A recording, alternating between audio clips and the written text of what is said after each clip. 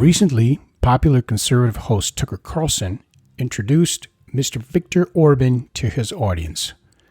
Mr. Orban is the Prime Minister of Hungary, one of the three Central European countries giving leftist totalitarians in the European Union a run for their money, at least when it comes to the Union's multicultural agenda.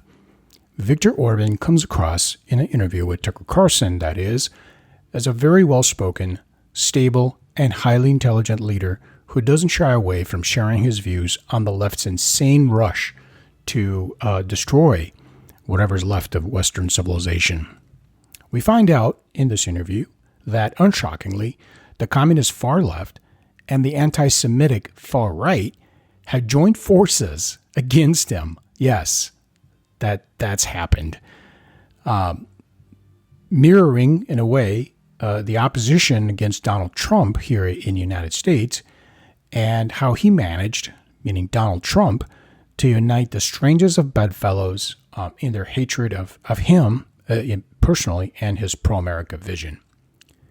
Now, much can be said about Mr. Orban, who has been a pro-American ally really since the 1980s, when he was a vocal opponent of the communist regime at the time.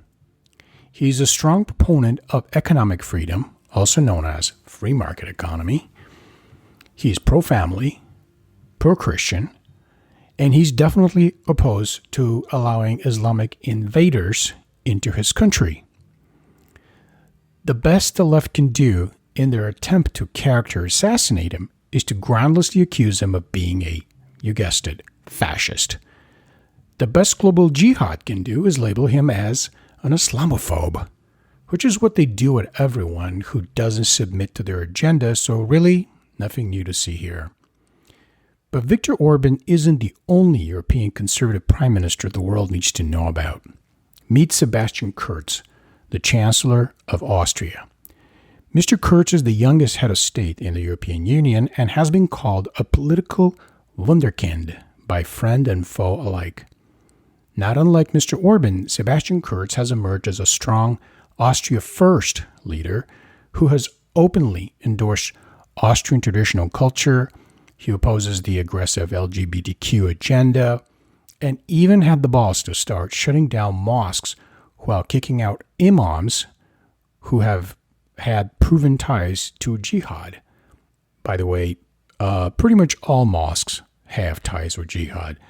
The tricky part is to actually prove those because we are a nation of laws. So unlike the barbarians in Muslim countries, we can't just start throwing people out. This could never happen. So the great task and the great challenge of Western countries is that they have to prove the crime and then deal with the perpetrators. Back to Sebastian Kurz.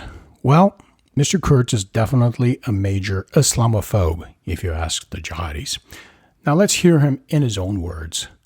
This is a quote. "The EU must focus much more strongly on the problem of political Islam in the future," Kurz told the German daily Die Welt in an interview. "I hope we will see the end of this misunderstood tolerance and that all countries in Europe will finally realize how dangerous the ideology of political Islam is for our freedom and the European way of life. The EU must, with utmost determination and unity, wage a war against Islamic terror, but particularly against its political base, that is to say, political Islam." Let's go back and repeat this. The EU must, with utmost determination and unity, wage a war against Islamic terror. Can you imagine the American president saying that and what the media will do when they hear this? Yeah, exactly. So this is who Sebastian Kurz is. I mean, he's an amazing leader, and he is doing what anyone in his position could possibly do to dig Austria out of the hole that they've dug themselves in during many, many years of just lax attitude about Islam.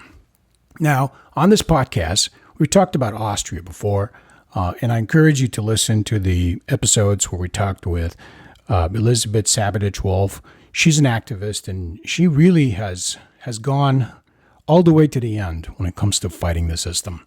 So check out the podcast, Islamophobia.watch, on your favorite podcast platform. Now, back to Europe. These two leaders are great, but they're not really the only ones. There's another one, Geert Wilders. Really, even though he's last, he's probably the first when it comes to a European leader, conservative leader, who unashamedly has stood against Islam. If you haven't heard about Geert Wilders and you're wondering, is there anyone in Europe like Winston Churchill who will be willing and able to fight the enemy to the last? Yeah, there's such a guy. His name is Geert Wilders. He kind of trailblazed what we call today modern European conservatism, and particularly the stand against immigration and Islam. You can call it political Islam, you can call it whatever you want. The bottom line is that Geert Wilders already almost 2 decades ago took the steps to take a stand against the out-of-control Muslim immigration and to speak out against it. And he has definitely been treated by the European leftist media and even governments in really the worst possible way. He produced a movie called Fitna, and that just kind of really threw him in the spotlight, in the international spotlight, because he had so many people angry. He basically cannot live in a normal life. He has to live in under security. He has to live with 24/7 protection. His office in the Dutch parliament is in a special section of parliament.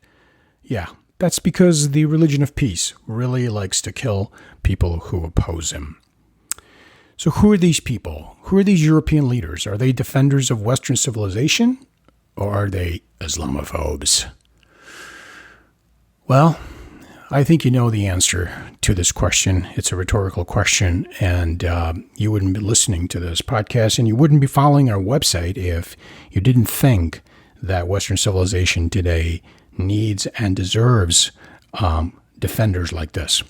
But have you ever wondered why you never hear people like Viktor Orban, Sebastian Kurz, and Geert Wilders speak for themselves? Why aren't their voices being heard? Well, the reason is that the media will do anything.